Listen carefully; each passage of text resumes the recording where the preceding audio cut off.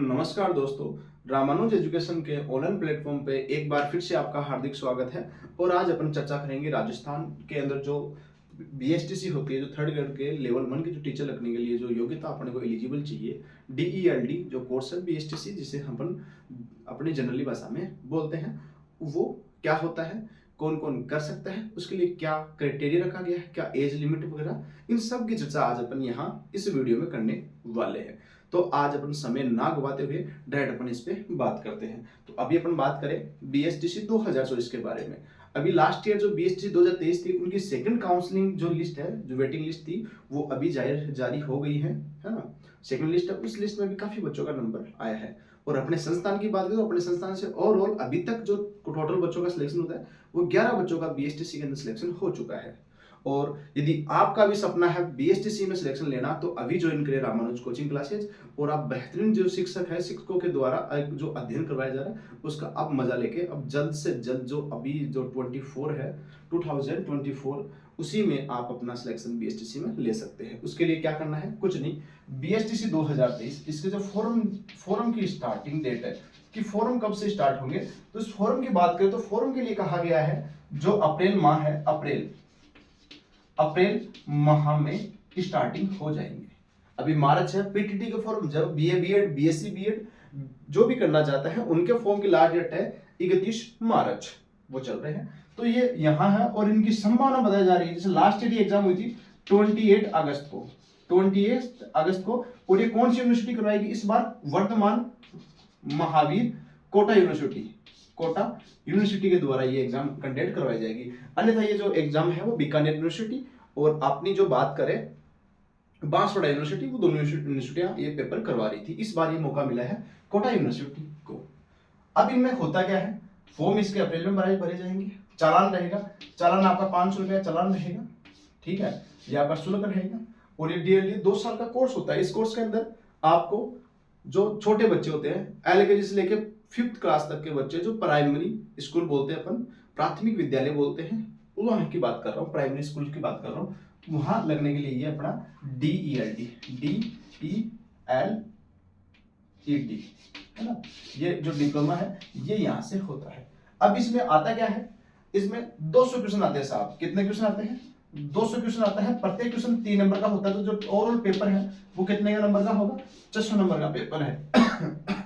यदि आपके इसमें 400 प्लस नंबर यदि आपके 2024 वाली बीएसटीसी में आएंगे, तो आप किसी भी कैटेगरी से हो, आपको कॉलेज श्योर अलॉटमेंट हो जाएगी।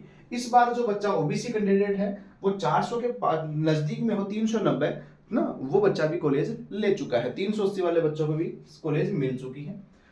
अगले साल की बात करें, अगले साल ये 400 कैटेगरी एससी एसटी वाले बच्चे हैं, एससी एसटी वाले 370 से अबव वाले मान के चले, उनका फाइनल सिलेक्शन सभी हो गए। अपने संस्थान में 366 नंबर की एक बच्ची थी, मुस्कान सिंगल, वो बच्ची कॉलेज में है। और उसके बाद में जो 1-2 बच्चियां और है, उनसे कम थी ऐसे की, वो बच्ची अभी कॉलेज में है। चलो आगे बात करें कि 200 क्वेश्चन में कौन कौन से टॉपिक रहने वाले हैं। तो इस 200 क्वेश्चन की बात करूं मैं, इसमें अपने 5 सब्जेक्ट रहने वाले हैं। कौन से? पहले आएंगे 50 क्वेश्चन, ये आएंगे अपने रीजनिंग के। किसके आएंगे? ये अपने क्वेश्चन आएंगे बेटा रीजनिंग के। किसके आएंगे दोस्तों? रीजनिंग के। अगले भी 50 क्वेश्चन की बात करें, ये आएंगे अपने पास राजस्थान जीके के। किसके? राजस्थान जीके के 50 क्वेश्चन आएंगे। फिर मैं आगे बात करता हूं, 50 क्वेश्चन ये आएगा अपना टीचिंग एप्टीट्यूड, जिसको अपन शैक्षिक अभिक्षमता, इसके क्वेश्चन आपसे पुटअप किए जाते हैं। फिर अपन आगे बात करें, 30 क्वेश्चन आते हैं आपके इसमें हिंदी। यदि आप हिंदी लेते हो तो हिंदी के 30 क्वेश्चन आएंगे। और यदि आप संस्कृत लेते हो तो संस्कृत के आपके 30 क्वेश्चन आएंगे। और एक यहाँ कंपल्सरी सब्जेक्ट है अपना 20 नंबर का, वो आएगी अपनी इंग्लिश, ENGLISH, ये इंग्लिश है, इसके रहने वाले 20 क्वेश्चन। कुल मिला के अपने जो क्वेश्चन रहने वाला है वेटेज 50, 50, 100, 50, 150, 50, 200, इस प्रकार से 200 क्वेश्चन रहेंगे। प्रत्येक क्वेश्चन 3 नंबर का होता है।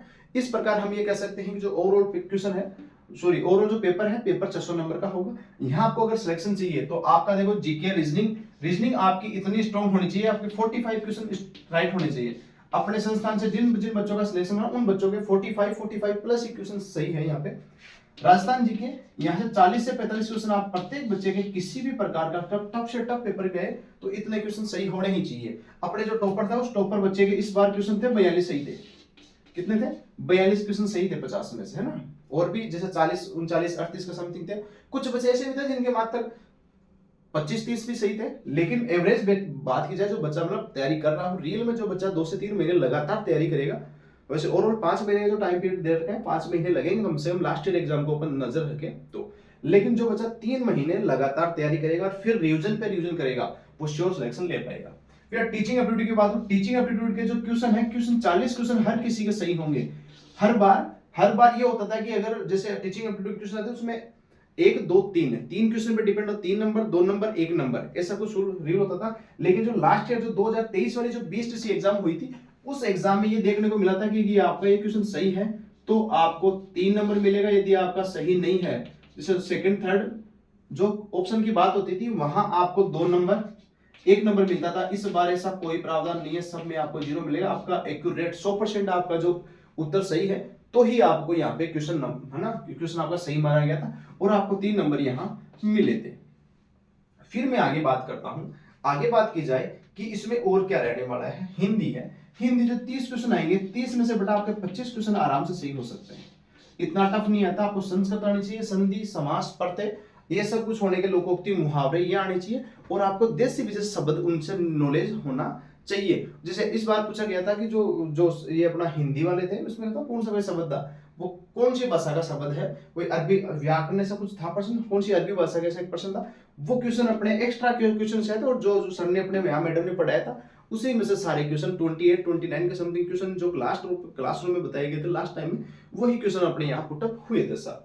अब इंग्लिश की बात करते हैं। इंग्लिश में आप के जो सर हैं वो क्लास एकदम बढ़िया, मतलब एकदम बेहतरीन क्लास आपकी रखने वाले हैं। ये आपकी जो आपका जब एग्जाम पास में आएगी तो तब आपका एक बार रिवीजन फिर से होगा। स्टार्टिंग में आपका ये पूरा कोर्स हो जाएगा, 15 से 20 दिन का कोर्स है, ये कंप्लीट हो जाएगा। तो यहाँ से आप 10 से 15 क्वेश्चन आसानी से कर सकते हो।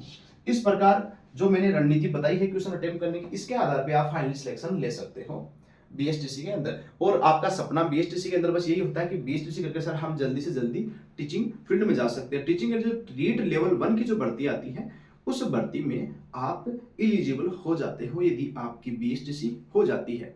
तो अब मैं आशा करता हूं जो बच्चा 12th पास कर चुका है और 12th पास करने के बाद उसका एक ही सपना है कि मेरे को बीएसटीसी करनी है और एक टीचिंग फील्ड में जाना है, मेरे को टीचर बनना है। अब आपको एक चीज और बता दूं मैं, जो बंदा बीएसटीसी से सिलेक्शन होके जो टीचिंग फील्ड में जाता है, रीट लेवल 1 में सिलेक्शन लेता है, उस बच्चे का क्या होता है, उस कैंडिडेट का, बच्चा तो नहीं बोलेंगे, वो एक है ना गुरु है, अध्यापक बन जाएंगे, उनका क्या होता है, प्रमोशन नहीं होता। वो जब तक सर्विस में रहेंगे तब तक वहीं रीट लेवल 1 में ही रहेंगे।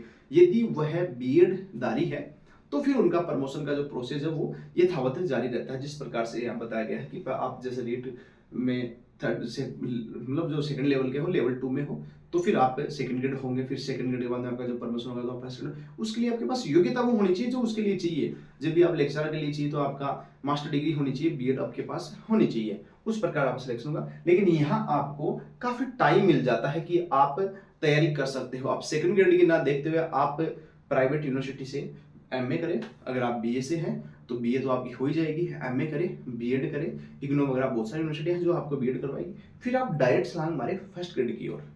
तो ये सबसे बेस्ट एक आपके लिए जो अपने बोला बैकअप स्पेस है, मतलब अपने को अपनी नींव मजबूत करने के लिए एक अच्छी जॉब है।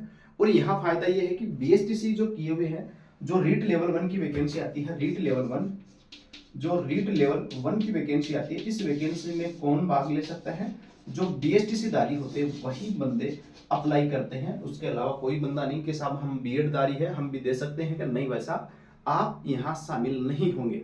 इस प्रकार का कुछ प्रावधान यहाँ रखा जाता है और इतना कुछ बाहरी है नहीं।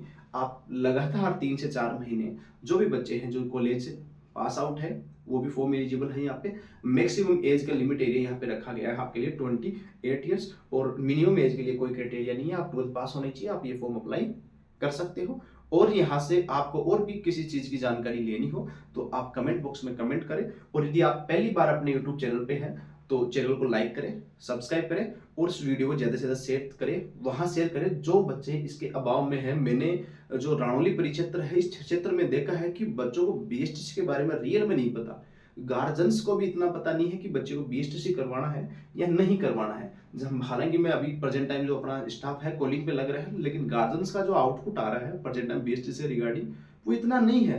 उनका जो दिमाग में रहता है कि साहब बच्चा आरकेएसएल करेगा और बच्चा कॉलेज कर लेगा।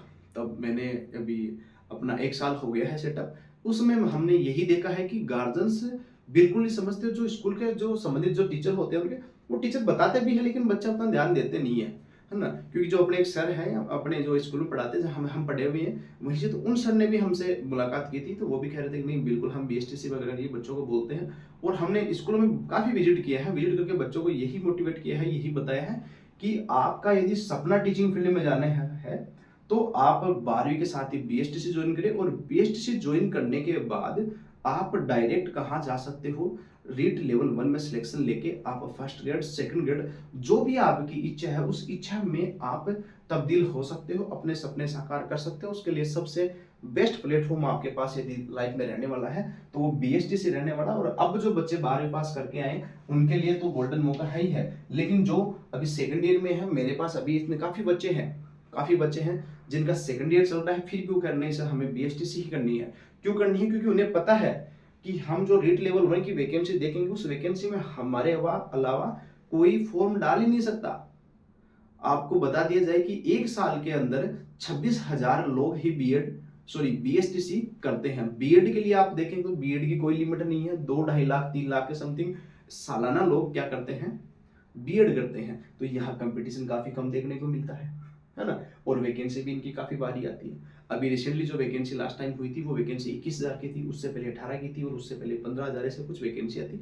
और अभी जो नई वैकेंसी आने की संभावना है वो वैकेंसी कम से कम 30,000 के समथिंग की संभावना यहाँ व्यक्त की जा रही है। जो अपने विचारधारी है, नॉलेजेबल है, जो इस आरपीएससी और अधीनस्थ बोर्ड के द्वारा उनको पता है कि उनके ज्ञाता है, मतलब कि किस प्रकार से जो एग्जाम का रहने वाला है, तो वहां उन सूत्रों से पता लगता है कि काफी वैकेंसी आने वाली है। और अभी जो बच्चियां हैं उन बच्चियों के लिए 50% डिसाइड किया गया है, 50% आरक्षित कोटा कर दिया है कि हम महिलाओं को 50% फाइनल सिलेक्शन देंगे। तो मैं आशा करता हूं आप सभी को वीडियो बहुत अच्छा लगा होगा। अच्छा लगे तो लाइक कमेंट फॉलो रुकने नहीं चाहिए, और ज्यादा से ज्यादा वीडियो को शेयर कीजिए। धन्यवाद। जय हिंद, जय भारत।